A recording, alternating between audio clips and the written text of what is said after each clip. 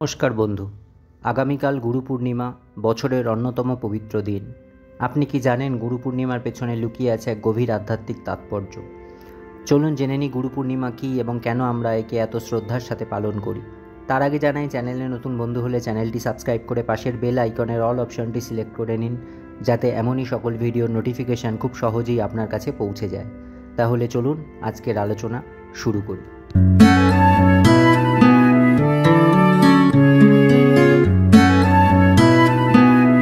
গুরু পূর্ণিমা হলো একটি বৈদিক প্রথা, যার মধ্য দিয়ে শিষ্য তার গুরুকে শ্রদ্ধা জ্ঞাপন করে থাকেন।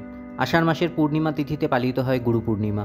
হিন্দু ও বৌদ্ধ ধর্মে গুরু পূর্ণিমার বিশেষ তাৎপর্য রয়েছে। ভারতবর্ষ ছাড়াও নেপাল এবং আরও কয়েকটি দেশে এই গুরু পূর্ণিমা খুব ধুমধামের সাথে পালিত হয়ে থাকে।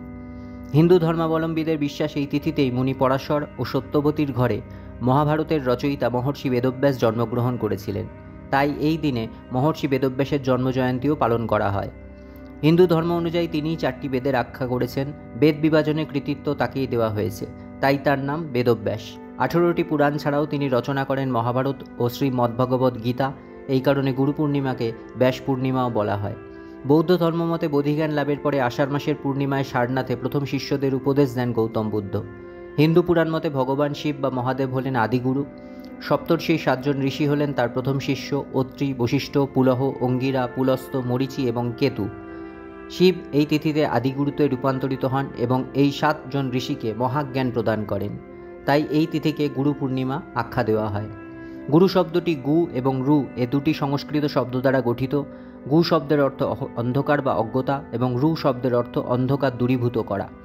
গুরু শব্দটি দ্বারা এমন ব্যক্তিকে নির্দেশ করা হয় যিনি অন্ধকার দূরীভূত করেন, অর্থাৎ যিনি অন্ধকার থেকে আলোয় নিয়ে যান, তিনিই গুরু। গুরু আমাদের মনের সব সংশয়, সন্দেহ, অন্ধকার দূর করেন এবং নতুন পথের দিশা দেখান। শাস্ত্রে গুরু পূর্ণিমার বর্ণনা।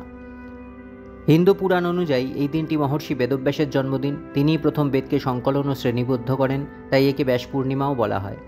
বেদব্যাসজি গুরুদের গুরু। এই দিনে শিষ্যরা গুরুর কাছে গিয়ে আশীর্বাদ নেন এবং তাদের কাছে নতুন শিক্ষা গ্রহণ করেন। কেন পালন করা হয় গুরু পূর্ণিমা?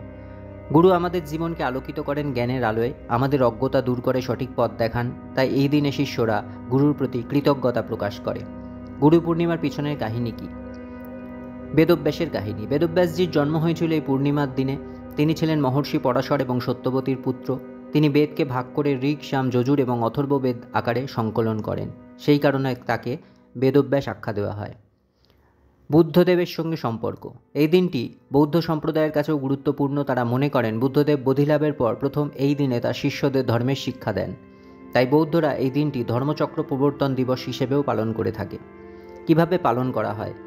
এই দিনে শিষ্যরা ভোরবেলা উঠে স্নান করে গুরুকে প্রণাম করেন। গুরুদের পাদুকা পূজা করা হয়। গুরুর আশীর্বাদ নিয়ে দান ধ্যান ও ব্রত পালন করা হয়।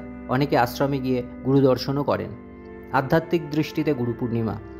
গুরু মানেই কেবল শিক্ষক নয়, গুরু হচ্ছেন একজন যিনি আত্মিক উন্নতির পথ দেখান।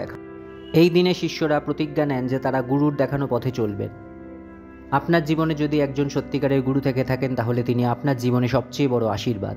এই গুরু পূর্ণিমায় আসুন আমরা সকলেই আমাদের গুরুদের প্রতি কৃতজ্ঞতা প্রকাশ করি এবং তাদের শেখানো পথে চলার প্রতিজ্ঞা নিই। আপনিও কি গুরু পূর্ণিমা পালন করছেন? নিচে কমেন্ট করে জানান। ভিডিওটি ভালো লাগলে শেয়ার করুন। আজ এই অবধি। আবার দেখা হচ্ছে আগামী পর্বে। ততদিন ভালো থাকুন, সুস্থ থাকুন, হাসি খুশি থাকুন। ধন্যবাদ।